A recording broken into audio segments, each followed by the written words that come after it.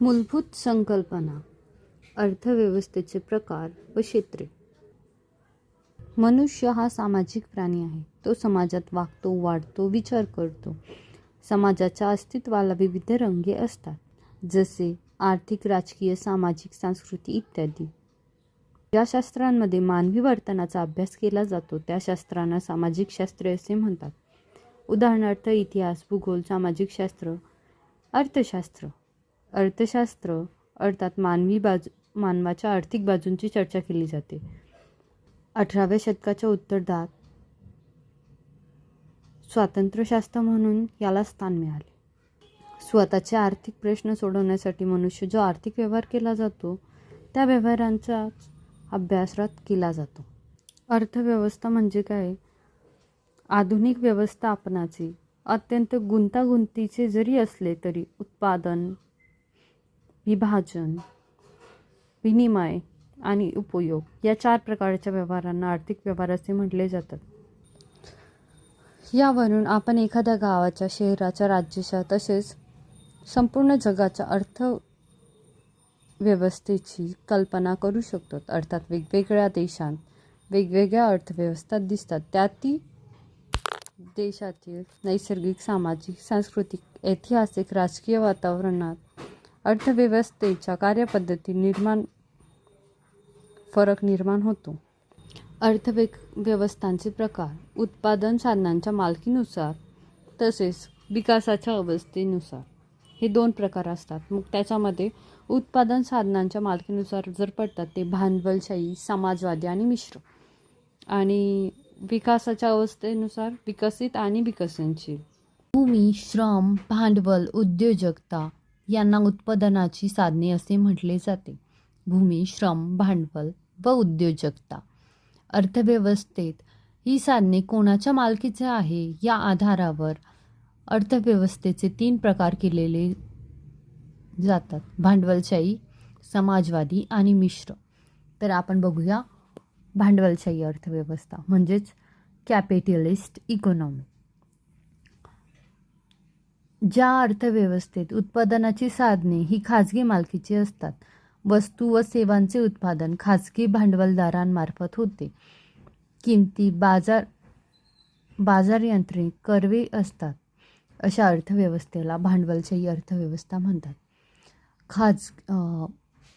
खाजगी, मुक्त, हस्तक्षेप विरहित. वैशिष्ट्य: उत्पादनाच्या साधनांचा खाजगी मालकी हक्क भांडवलशाही मूलभूत वैशिष्ट्य आहे. उत्पादनाच्या साधनांचा खाजगी मालकी हक्क. उद्योग व्यवसायाची निवड आणि त्यासंबंधीचे मालक स्वतः नियंत्रणपणे घेऊ शकतात. ग्राहक हा सार्वभौम असतो, कारण उत्पादक ग्राहकांच्या पसंतीनुसारच वस्तू व सेवांचे उत्पादन करतात.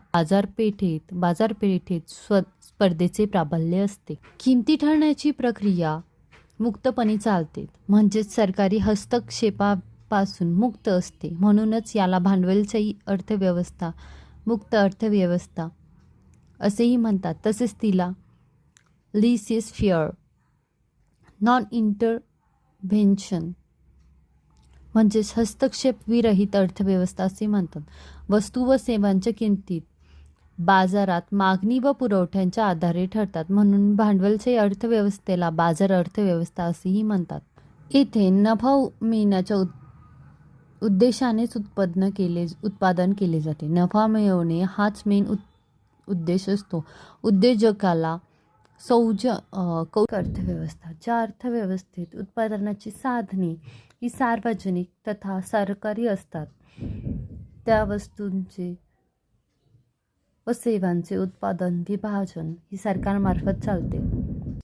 उत्पादनाची साधने सरकारी मालकीची असतात. वस्तू व सेवांचे उत्पादन त्या उद्योगासाठी उपक्रम सुरू करणे, किमती, त्यांच्या विक्री इत्यादी सर्वांवर सरकारचे नियंत्रण असते. वस्तू व सेवांचे उत्पादन वैयक्तिक नफ्यासाठी होत नाहीत, तर आर्थिक निर्णय सरकार घेत असल्याने वस्तू सेवा कमीत कमी किमतीत योग्य प्रमाणात उपलब्ध करून देण्याचा प्रयत्न केला जातो. उत्पादन कार्य सरकारी नियंत्रणेमार्फत होत असल्याने खाजगी भांडवलाला वाव नसतो. समाजवादी अर्थव्यवस्था सोशलिस्ट इकॉनॉमी, ज्या अर्थव्यवस्थेत उत्पादनाची साधने सरकारी सार्वजनिक मालकीची असतात आणि वस्तू सेवांचे उत्पादन विभाजन सरकारमार्फत चालते, अशा व्यवस्थेला समाजवादी अर्थव्यवस्था म्हणतात. वैशिष्ट्ये: उत्पादनाची साधने सरकारी मालकीची असतात. वापरही समाजहितासाठी होतो. वस्तू व सेवांचे उत्पादन, त्यासाठी उद्योग उपक्रम सुरू करणे, त्यांच्या किमती, त्यांची विक्री व्यवस्था सर्व बाबी सरकार निर्णय घेते. वस्तू व सेवांचे वैयक्तिक नफ्यासाठी होत नाही.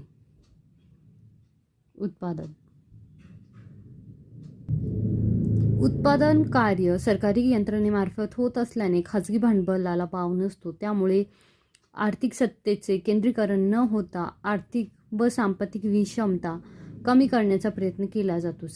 सामाजिक न्याय सोशल जस्टिस प्रस्थापित करणे हे समाजवादी व्यवस्थेचे मुख्य उद्दिष्ट आहे. वस्तू व सेवांचे उत्पादन वाटप सार्वभौम ठरत नाही. आर्थिक नियोजनाच्या माध्यमातून घडवून आणली जाते. दोष आहेत: समाजवादी अर्थव्यवस्थेत व्यक्ती स्वातंत्र्याचा लोप होतो, हुकुमशाही निर्माण होते, संसाधनांचा अपव्यय होण्याची शक्यता असते आणि कार्यक्षमता उत्पादन कमी होते. मिश्र अर्थव्यवस्था भांडवलशाही व समाजवाद ह्या दोन्ही अर्थप्रणालींमध्ये दोष टाळून चांगल्या गुणांचा समन्वय साधण्यासाठी मिश्र अर्थव्यवस्थेला प्राधान्य दिले जाते. भारताने मिश्र अर्थव्यवस्थेचा स्वीकार करून 1991च्या आर्थिक सुधारणांपासून मात्र अर्थव्यवस्थेचा प्रवास अर्थव्यवस्थेकडून मुक्त अर्थव्यवस्थेकडे होत आहे. मिश्र ते मुक्त. विकासाच्या अवस्थेनुसारचे प्रकार: विकसित अवस्था डेव्हलप इकॉनॉमी, दरडोई राष्ट्रीय उत्पन्नाचे मोठे प्रमाण, मोठ्या प्रमाणावरील औद्योगिकीकरण, शहरीकरण, साक्षरतेचे प्रमाण. डेव्हलपिंग इकॉनॉमी विकसनशील अर्थव्यवस्था, दरडोई उत्पन्नाचे अल्प प्रमाण, कृषी क्षेत्राचे साक्षरतेचे प्रमाण, लोकसंख्येचा इत्यादी लक्षणे आढळून येतात. राष्ट्रे मात्र समस्या दूर करण्यासाठी सतत प्रयत्नशील असतात. अविकसित अल्पविकसित म्हणण्याऐवजी विकसनशील विकासान्मुख म्हणणे अधिक उचित ठरते. भारत, म्यानमार, पाकिस्तान, श्रीलंका तसेच आफ्रिका. अर्थव्यवस्थेचे क्षेत्र: कोणत्याही अर्थव्यवस्था विविध क्षेत्रांची मिळून बनलेली असते. अर्थव्यवस्थेत वर्गीकरण 2 आधारांवर होतात: व्यवसायानुसार अर्थव्यवस्थेचे क्षेत्र आणि दुसरा मालकीनुसार अर्थव्यवस्थेचे क्षेत्र.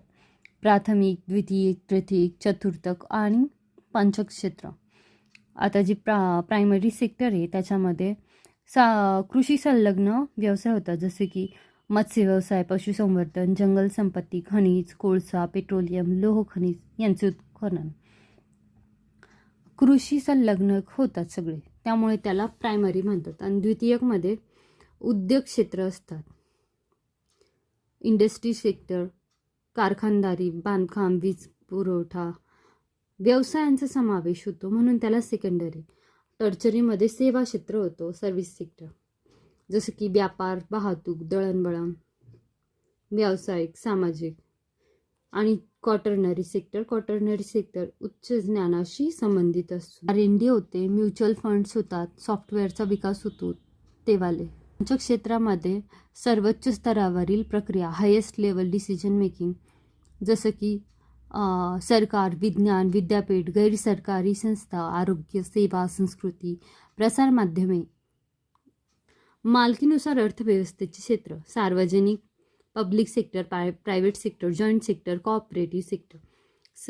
सार्वजनिक क्षेत्रामध्ये सरकारी मालकी, व्यवस्थापन व नियंत्रणाखाली असलेले उद्योग उपक्रम समावेश सार्वजनिक क्षेत्रात होतो. सार्वजनिक क्षेत्रात सरकारमार्फत चालवत जाणारे उपक्रम, उद्योग, रेल्वे, शस्त्रास्त्रे, पेट्रोलियम. खाजगी क्षेत्र: उद्योग व्यवसायावरील खाजगी क्षेत्र व्यक्ती किंवा व्यक्तीची नियंत्रण असते, जसे की कृषी पूरक, लघु उद्योग, घाऊक किरकोळ व्यापार इत्यादी. जॉईंट सेक्टर उद्योग व्यवसाय करता सरकार तसेच खाजगी व्यक्तिसमूहांची संयुक्त मालकी असते. सहकारी क्षेत्र या सहकारी तत्वांवर स्थापन करणाऱ्या संस्थेचा उद्योगाचा समावेश होतो. सहकारी क्षेत्र हा उपप्रकारचा मानता येईल. सहकारात मालकी खाजगीच असते, पण व्यक्तीऐवजी समूहांची असते. भांडवलशाही व समाजवाद दोन्ही अर्थप्रणालींचा सुवर्ण मध्य म्हणजे सहकार होय. सहकारचे वैशिष्ट्य हेच की सभासदांनी मांडलेले भांडवल कितीही एक सभासद एक मत या तत्वांनी सहकारी संस्थेचा कारभार चालतो.